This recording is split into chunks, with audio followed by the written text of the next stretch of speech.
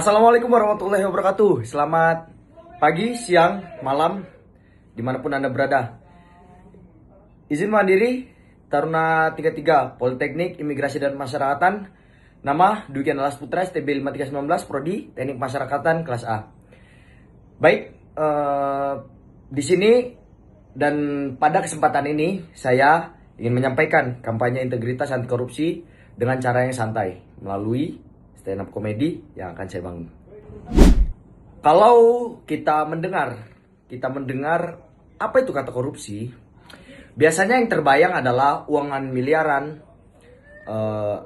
pejabat, OTT, atau berita yang masuk televisi akhir-akhir ini.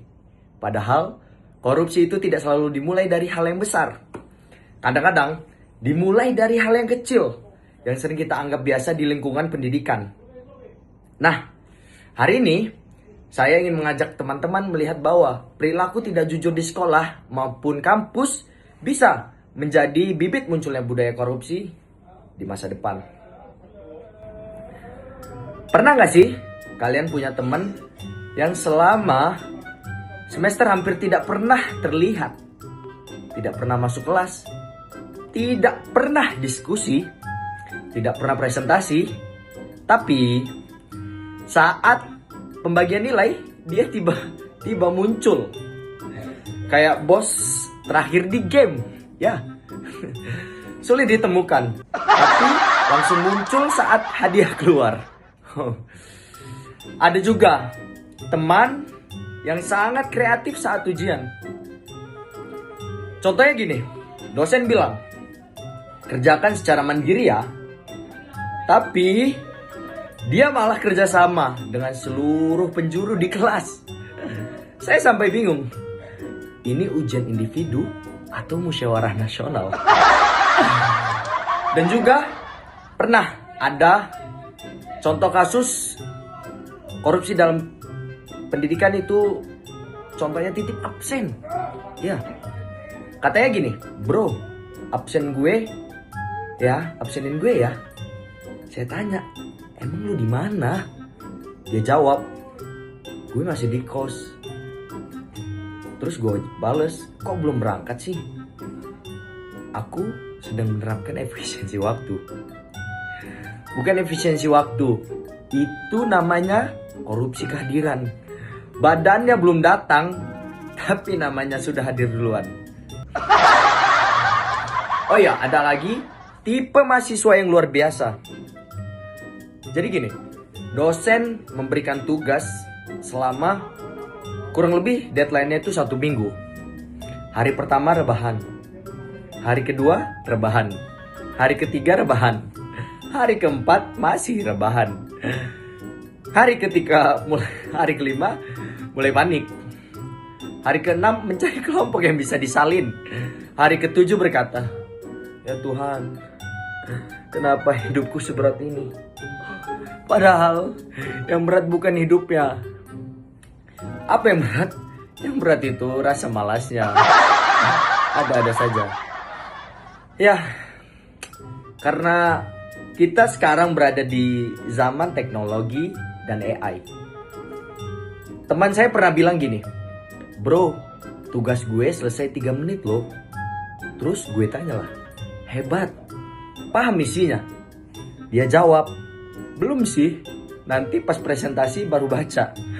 Saya langsung mikir, ini bukan belajar. Ini namanya investasi rasa malu untuk masa depan. Ada aja. Yang lebih lucu lagi, saat ujian online. Ya, karena memang beberapa kebelakang menerapkan sistem ujian online. Kameranya mati, mikrofonnya mati, mukanya tidak terlihat, tapi jawabannya lengkap semua. Saya curiga, yang ikut ujian bukan dia. Mungkin satu keluarga ikut membantu. Ayah buka Google, ibu buka YouTube, kakaknya buka buku, adiknya jadi pengawas jaringan. Ini bukan ujian individu, ini namanya proyek keluarga. Aduh, Teman-teman, mungkin kebiasaan menyontek, titip absen, atau menyalin tugas terlihat seperti hal kecil ya. Tapi semua bentuk ketidakjujuran itu bertentangan dengan nilai integritas. Korupsi tidak muncul secara tiba-tiba. Korupsi besar seringkali berawal dari kebiasaan kecil. Kebiasaan kecil yang terus dianggap wajar. Kalau hari ini kita terbiasa curang dalam pendidikan, maka besok kita terbiasa curang dalam pekerjaan. Karena itu, pendidikan anti korupsi bukan hanya soal menghafal teori, tapi tentang membiasakan diri untuk jujur dalam kehidupan sehari-hari. Teman-teman, sebagai penutup, Indonesia tidak kekurangan orang pintar.